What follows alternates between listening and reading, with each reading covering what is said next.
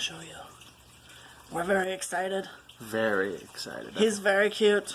I've wanted one of these little guys for a very long time. He's very cute.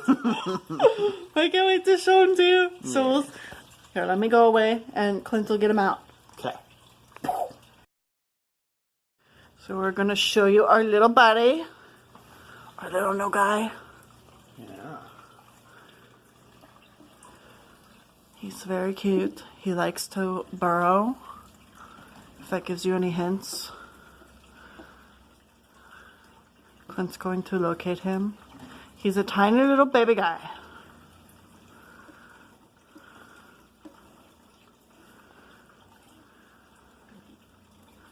Where you at, buddy?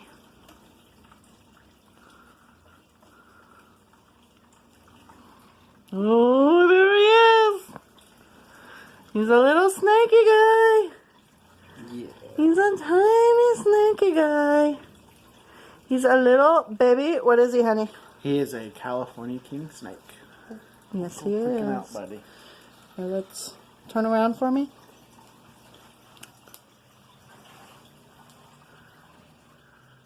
See, he's shaking his little tail. Oh, yeah, he's angry that we picked him up. He'll calm down. But he's a pretty good handler for the most part. Once we calm him down, once he knows we're not going to eat him. Yeah. Since he's a little baby guy. He's pretty cute. Let me see if I can get a little shot of his face. His cute little snaky face. Here, don't move. Hello. Here. Hold him flat.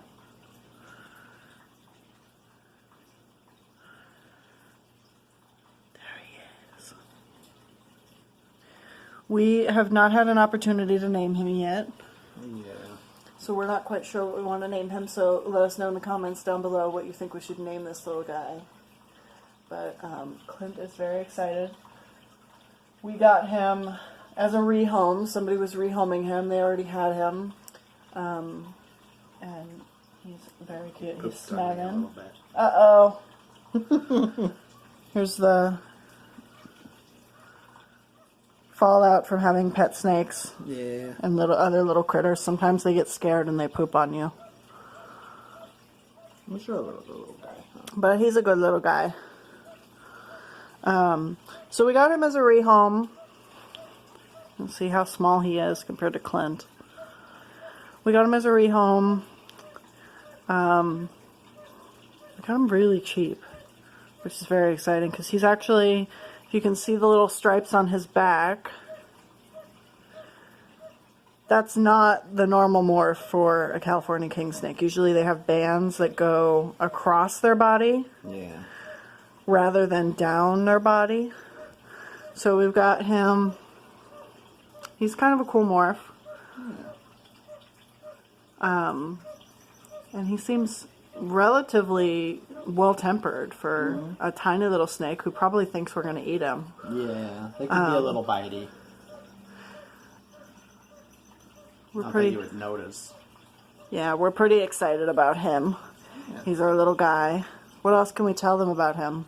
He seems to be a coastal variety because they have desert and then they have coastal. And you can tell he's probably coastal because he's yellow, like slightly tinted yellow instead of white. You can find them pretty much anywhere. They like grassland, they like woodlands, they like deserts.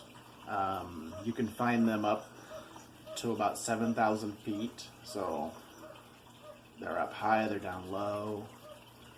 I used to catch them as a kid in Humboldt County. So you'll find them anywhere. Anywhere there's food, because they'll eat pretty much anything. They'll eat rattlesnakes, they'll eat other snakes, they'll eat mice, frogs, lizards. Whatever they can get their mouth on, pretty much. That's part of why they might be a little bitey. It's because they're very food motivated. Yeah, if your finger looks like food, or you... Actually, apparently, if you smell like any kind of food, or if you smell like another snake, even itself, it might bite you. So you got to kind of watch out and let it know that, hey, I'm not food. And so that's just California where you might find them, but where else on the planet do we find these? King snakes in general, this is a subspecies of common king snake, which you can find all over the United States and down into Mexico and I think up into Canada. And California king snakes you can technically find basically anything, anywhere from Washington south to the border of Mexico over to like Nevada, anywhere around that kind of stretch. Yeah, and in the pet trade, typically what you see are California king snakes, Florida king snakes, which I find rather ironic considering I'm a California, or excuse me, I'm a Florida-born baby. Well, Yeah. kind of. And he's a Californian. And you also find sometimes Mexican variations or milk snakes, which are also another variation on kind of king snakes from Mexico. Yeah. Yeah, they're basically southern United States, south down all the way actually down to like Peru. You can find milk snakes, which they're basically. Look at his little cute head again. Look at his cute little face he's smelling. And the interesting thing about king snakes and milk snakes is you can crossbreed them with corn snakes and rat snakes, gopher snakes. What else do they crossbreed with? Pine snakes, which is just a kind of gopher snake. Yeah, they're part of the family Colubridae. And apparently crossbreeding within that family is pretty common and creates some pretty cool morphs. And it actually happens naturally in the wild as well. People have found California king snake crossed with a gopher snake in the wild before. Very good. So let us know what you think we should name this little booger, because we are completely stuck on what we should name him. He's very cute and very tiny. Yeah. How about he'll get like 4 to 5 feet, you said? Yeah, usually. Sometimes they might get a little bigger, might be a little smaller. So. But he's pretty good. Here, let's show them his little enclosure over here. Yeah. I showed you in an Instagram picture, but they like to burrow, so they've got some aspen bark, or shavings rather, in there. Yeah. He's got his little skull. We've got a few places for him to hide.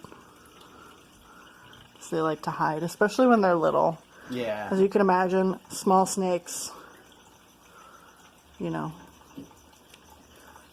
might get picked up by like a bird of prey or some other animals for food, like to hide. But that's our little guy. I'm going to drag you around and show you how some of our other little babies are doing. Our little ratties are sitting up top here. Let's see. Hello! Hello, little bunnies! Here, I'm going to turn the light on for you so you can see him a little better. Hello! There's my ratty boys. They're hanging out. We cleaned their cage. Well, I cleaned their cage today. And I discovered something a little earlier that I will input the clip of now. I look a little crazy with my bangs today, but I wanted to give you a quick update on the rats because I just noticed something kind of amusing.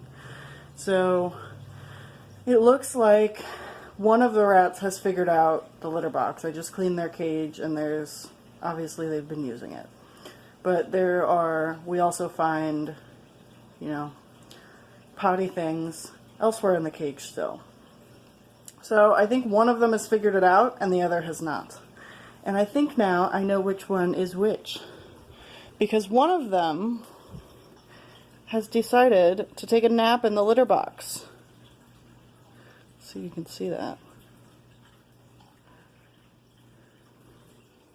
That is Henry. And I had a sneaking suspicion that it was him because he has a tendency to like to do things his own way. But now we know which one it is. Now I just have to figure out how to get him to understand, like his brother, that that is not a place to take naps. So that's kind of where we're at with that. I just wanted to share because I thought it was really funny. But see you later.